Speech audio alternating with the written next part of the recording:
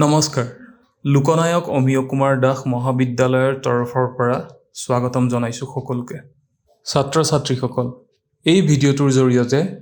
তোমালোকক দেখুৱাবলৈ ওলাইছোঁ যে দৰ্পণ পৰ্টেলত কেনেদৰে হায়াৰ ছেকেণ্ডেৰীৰ নতুন এডমিশ্যন এপ্লাই কৰে হালধীয়া আখৰেৰে স্ক্ৰীনৰ মাজত দৰ্পণ পৰ্টেলৰ লিংকটো দিয়া হৈছে তোমালোকে মোবাইল বা কম্পিউটাৰত এই লিংকটো খুলি এপ্লাই কৰিব পাৰা তাৰ বাবে আগতে প্ৰথমে প্ৰয়োজনীয় ডকুমেণ্টছবোৰ মোবাইলত ফটো মাৰি বা কম্পিউটাৰত ষ্ট'ৰ কৰি লোৱাটো প্ৰয়োজন যেনে পাছপৰ্ট সাইজ ফটো HSLC পাছ মাৰ্কশ্বিট জেনেৰেল কাষ্টৰ বাহিৰে অন্য কাষ্ট হ'লে কাষ্ট চাৰ্টিফিকেট আৰু যদি কোনোবা BPL ষ্টুডেণ্ট থাকে তেনেহ'লে ৰেভিনিউ চাৰ্কুলাৰৰ পৰা উলিওৱা ইনকাম চাৰ্টিফিকেটখন লাগিব আৰু যদি কোনোবা স্পেচিয়েলি এবল ষ্টুডেণ্ট মানে শাৰীৰিকভাৱে অক্ষম ষ্টুডেণ্ট থাকিলে তেখেতৰ ডিজেবিলিটি চাৰ্টিফিকেট আৰু এটা কথা মন কৰিব লাগিব যে ফটোবোৰ JPEG বা PNG ফৰ্মেটত সাইজ 1 MBৰ তলত হ'ব লাগিব নহলে ফটো ফাইলবোৰ আপলোড নহ'ব এতিয়া আহো সম্পূৰ্ণ এপ্লাই প্ৰচেছটো কেনেদৰে হ'ব তাৰ বাবে আমি মোবাইল বা কম্পিউটাৰ ব্ৰাউজাৰৰ এড্ৰেছ বাৰত www.darpan.ahseconline.in টাইপ কৰি এণ্টাৰ কৰিব লাগিব লগে লগে দৰ্পণ ৱেবছাইটটো খোল খাব তাতে ওপৰত সোঁফালে থকা লগইন অপচনত ক্লিক কৰাৰ লগে লগে দুটা অপচন আহিব এটা হ'ল ইনষ্টিটিউচন লগইন আৰু এটা ষ্টুডেণ্ট লগইন তোমালোকে এডমিশ্যন এপ্লাইৰ বাবে ষ্টুডেণ্ট লগইনত ক্লিক কৰিব লাগিব তাৰ পিছত অন্য এক পেজ খোল খাব নতুন দৰ্পণ একাউণ্টৰ বাবে তলৰ ক্লিক হিয়াৰ অপচনত ক্লিক কৰিব লাগিব ক্লিক কৰাৰ পাছত দৰ্পণ ষ্টুডেণ্ট এপ্লিকেশ্যন ফৰ্ম খোল খাব আৰু ইয়াতেই তোমালোকে সম্পূৰ্ণ ডাটা ভৰাব লাগিব এক নম্বৰত আছে সিলেক্ট বোৰ্ড তোমালোকে কোন বোৰ্ডৰ পৰা পাছ কৰিছা ইয়াতে ক্লিক কৰি অপচন সিলেক্ট কৰিব লাগিব দুই নম্বৰত আছে select class 10th exam passing year তাৰ মানে তোমালোকে যে ক্লাছ 10 পাছ কৰিছা ইয়াতে তোমালোকে কোন চনত HSLC পাছ কৰিছা সেই চনটো বহুৱাবা 3 নম্বৰত name of class 10th examination ইয়াতে প্ৰায় সকলোৰে HSLC হ'ব 4A ত আছে ৰোল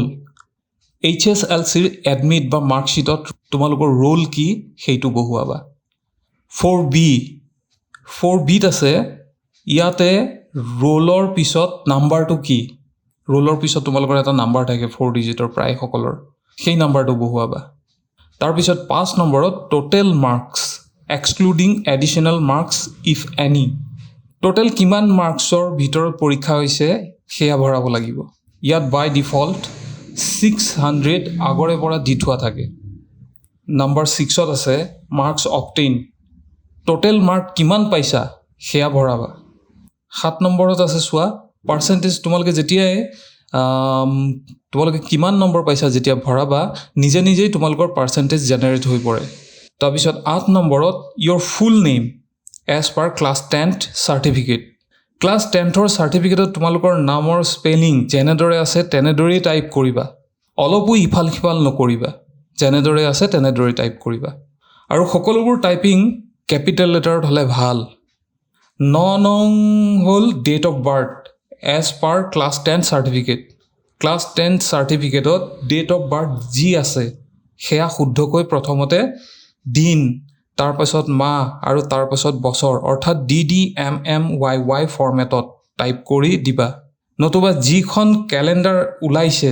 সেইখনত দিন মাহ তাৰিখ সিলেক্ট কৰি দিবা তাৰপিছত আছে 10 নম্বৰৰ মাদাৰ নেম ক্লাছ 10 চাৰ্টিফিকেটৰ মতে শুদ্ধকৈ টাইপ কৰি দিবা মাৰ নাম যেনেকৈ আছে তাৰপিছত 11 নম্বৰ ফাদাৰ নেম দেউতাৰ নামো শুদ্ধকৈ টাইপ কৰি দিবা 12 নম্বৰত আছে গাৰ্জিয়ান নেম গাৰ্জিয়ান কাৰ নাম দিবা সেয়া টাইপ কৰিবা 13 নম্বৰ ইমেইল এড্ৰেছ এইটো অপশ্যনেল ইমেইল এড্ৰেছ আজিকালি প্ৰায় সকলোৰে থাকে টাইপ কৰি দিবা নাথাকিলে নিলিখিবও পাৰা 14 নম্বৰত 10 ডিজিট মোবাইল নম্বৰ অতিকৈ প্ৰয়োজনীয় এইটো 10 ডিজিট মোবাইল নম্বৰ টাইপ কৰি দিবা তাৰপিছত 15 নম্বৰত আছে কনফাৰ্ম 10 ডিজিট মোবাইল নম্বৰ তোমালোকে প্ৰথমতে লিখা নম্বৰটো শুদ্ধকৈ দিছানে নাই সেইটো কনফাৰ্মেশ্যনৰ বাবে দুয়োবাৰ একেই মোবাইল নম্বৰ শুদ্ধকৈ টাইপ কৰিবা 16 নম্বৰত চিলেক্ট নেশ্যনেলিটি বাই ডিফল্ট ইণ্ডিয়ান আছে ইয়াতে চোৱা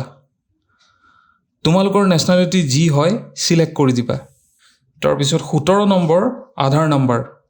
যদি আধাৰ নম্বৰ আছে টাইপ কৰি দিবা নাথাকিলে নালাগে এইটো optional 18 number personnel enrolment number ব্ৰেকেটত আছে পেন নম্বৰ এইটো অপচনেল তোমালোকৰ কাৰো নাই নিশ্চয় মোৰ আইডিয়াত নাথাকিলে একো লিখিব নালাগে এৰি দিবা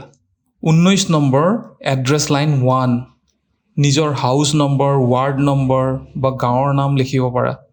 তাৰপিছত এড্ৰেছ লাইন 2 তোমালোকে নিয়াৰ বাই বা লেণ্ডমাৰ্ক ইত্যাদি লিখিব পাৰা তাৰপিছত আছে ষ্টেটত নিজৰ ষ্টেট চিলেক্ট কৰিবা ডিষ্ট্ৰিক্টত নিজৰ ডিষ্ট্ৰিক্ট চিলেক্ট কৰি দিবা পোষ্ট অফিচত নিজৰ পোষ্ট অফিচ কি লিখিবা পিন কোডত পিন নম্বৰ টাইপ কৰিবা তাৰপিছত আছে ভিলেজ টাউন ৱাৰ্ড ইয়াত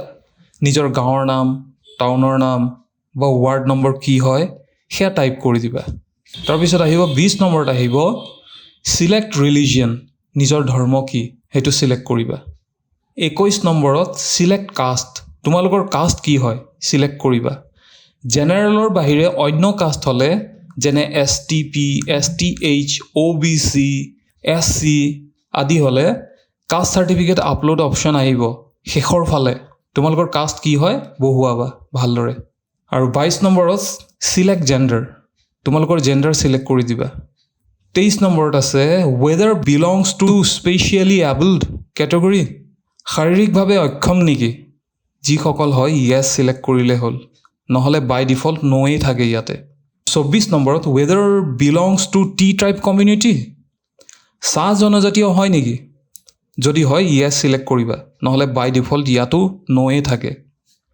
25 নম্বৰত আছে do you have any state national level extra curricular certificate in sports culture NCC etcetera তোমালোকৰ ষ্টেট বা নেশ্যনেল লেভেলৰ কিবা খেলা ধূলা কৰা নাচ গান নাটক আৰু NCC চাৰ্টিফিকেট আছে নেকি যদি আছে য়েছ কৰিব লাগিব নাথাকিলে ন যদি য়েছ কৰা চাৰ্টিফিকেট বা ডকুমেণ্ট আপলোড কৰিব লাগিব পিছত ইয়াৰ তলত অপশ্যন আহিব তাৰপিছত 26 নম্বৰত আছে whether belongs to APL or BPL category APL নে BPL কেটেগৰী যদি BPL চিলেক্ট কৰা revenue circular income certificate upload কৰিব লাগিব APL টাইপ কৰিলে একো আপলোড কৰিব নালাগে একো অপশ্যন নাহে তাৰপিছত আহি গ'ল 27 নম্বৰ এতিয়া আহিব ডকুমেণ্ট আপলোড অপশ্যন ইয়াতে প্ৰথমতে আছে পাছপোৰ্ট সাইজ ফটো সকলো ডকুমেণ্টৰ ফৰ্মেট আগতেই কৈছোঁ যে JPG JPEG আৰু PNG এই তিনিটা ফৰ্মেটৰ ভিতৰত হ'ব লাগিব আৰু সকলোবোৰ ডকুমেণ্ট প্ৰায় 1 MBৰ তলত হ'ব লাগিব তাৰ ওপৰত হ'লে আপলোড নহ'ব আগতেই তোমালোকে কম্প্ৰেছ কৰি ল'বা যদি 1 MBৰ ওপৰত থাকে ডকুমেণ্টছবোৰ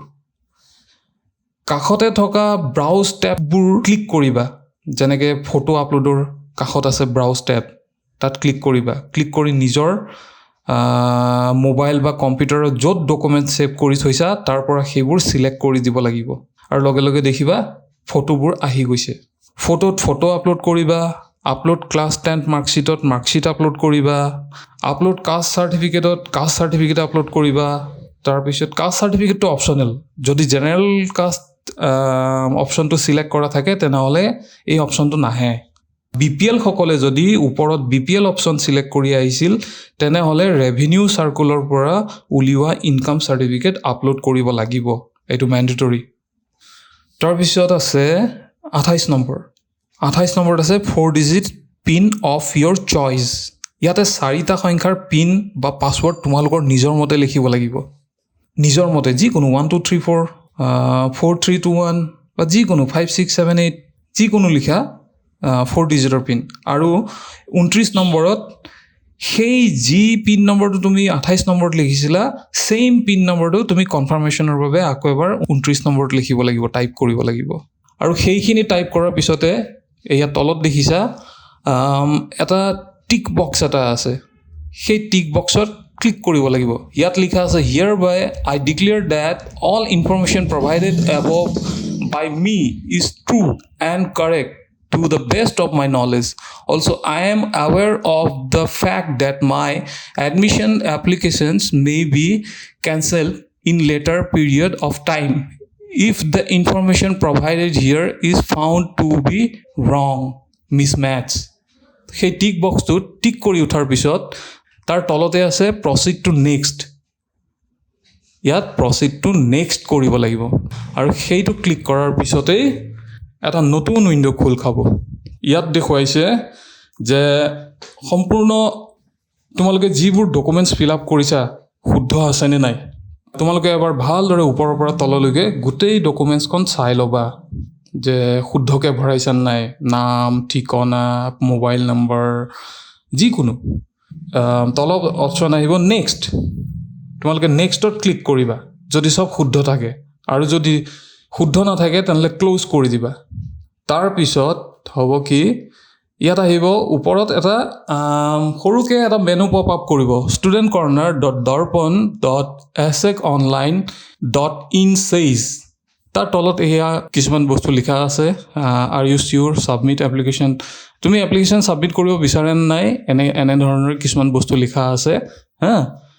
তুমি ছাবমিটটো যিহেতু কৰিব বিচাৰাই, কাৰণ তুমি এডমিশ্যন ল'ব বিচাৰা, গতিকে অ'কে ক্লিক কৰি দিবা। অ'কে ক্লিক কৰাৰ পিছত হ'ব কি, তোমাৰ নতুনকৈ এখন উইণ্ড' খোল খাব আৰু ইয়াতে দেখিবা চাৰ্চ বাৰত কোন ইনষ্টিটিউশ্যনত এডমিশ্যন ল'ব বিচাৰা সেই ইনষ্টিটিউশ্যনৰ নামটো টাইপ কৰি দিব লাগিব, টাইপ কৰি চাৰ্চ কৰি দিব লাগিব। যেনে ইয়াত লিখা আছে LOKD কলেজ একচুৱেলি, কিন্তু শ্বৰ্টত LOKD মাৰিলেও আহি যায়। তাৰপিছত তলত আছে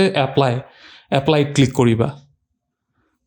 এপ্লাইত ক্লিক কৰাৰ লগে লগে কি হ'ব, ইয়াতে ষ্ট্ৰীমছবোৰ শ্ব' কৰিব, apply in arts, apply in science, apply in commerce stream, এনেকৈ। এতিয়া তোমাৰ যোনটো ষ্ট্ৰীম তুমি চিলেক্ট কৰিব বিচাৰা তাত চিলেক্ট কৰিবা। ইয়াত আৰ্টছ চিলেক্ট কৰিছোঁ আৰু তাৰপিছত তোমাৰ অপশ্যন আহিব select subject, apply in arts stream, select subject. ইয়াতে ক'ৰ 1তো ইংলিছ থাকিবই, ক'ৰটো তেতিয়া ধৰা MIL কি ল'ব বিচাৰা। তাৰপিছত আহি যাব বাকীখিনি ইলেক্টিভ ছাবজেক্টত নিজৰ যোনখিনি প্ৰয়োজনীয় ছাবজেক্ট সেইখিনি ভৰাই দিবা, ভৰাই দি এপ্লাই এডমিশ্যনত ক্লিক কৰিবা। তাৰপিছত দেখিবা নতুন এটা উইণ্ড' খোল খাইছে আৰু তাত গ্ৰীণ এটা টেক্সট বক্সৰ ভিতৰত হোৱাইটত লিখা আছে you have applied successfully .ARN। তাৰপিছত এইখিনি নাম্বাৰ দিয়া আছে, এইটো হ'ল ARN নাম্বাৰ। এই নাম্বাৰটো প্ৰয়োজনীয়,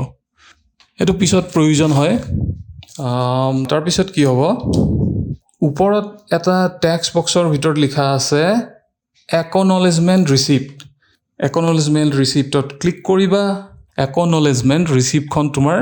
শ্ব' কৰিব এনেদৰে, আৰু সেইখন কি কৰিবা, প্ৰিণ্ট আউট উলিয়াবা, লগতে ডাউনলোড কৰি নিজে ৰাখিও থ'বা। যিখন কলেজত তোমালোকে এপ্লাই কৰিছা, এতিয়া ধৰা আমাৰ লোকনায়ক অমীয় কুমাৰ দাস কলেজ, আমাৰ কলেজত এপ্লাই কৰিছা, আমাৰ কলেজত এয়া ফিজিকেলি এয়া হাৰ্ড কপি মাৰ্কশ্বিট, যিবোৰ ডকুমেণ্টছ একচুৱেলি আপলোড কৰোঁতে দিয়া হৈছে, যেনে marksheet, admit card, caste certificate, BPL certificate মানে ৰেভিনিউ চাৰ্কুলৰ যিখন ইনকাম চাৰ্টিফিকেট, সেইখন, এই ডকুমেণ্টছবোৰ ফিজিকেলি জমা কৰিব লাগিব। আৰু এই ডকুমেণ্টখন যিখন দেখা গৈ আছে স্ক্ৰীণত, সেই ডকুমেণ্টখনৰ সৈতে জমা দিব লাগিব কলেজত। বাছ এইখিনিয়ে প্ৰচেছ। নাজানো কিমান ভালদৰে বুজাব পাৰিছোঁ, নিশ্চয় বুজি পাইছা তোমালোকে, কাৰণ আজিকালি তোমালোক ষ্টুডেণ্টছবোৰ যথেষ্ট স্মাৰ্ট হয়। গতিকে আৰু যদি কিবা কাৰণত বুজি নোপোৱা, ভিডিঅ'টো আকৌ ৰিপিট কৰি চাই ল'বা, নিশ্চয় বুজি পাবা। এতিয়া এৰিছোঁ, থেংক ইউ।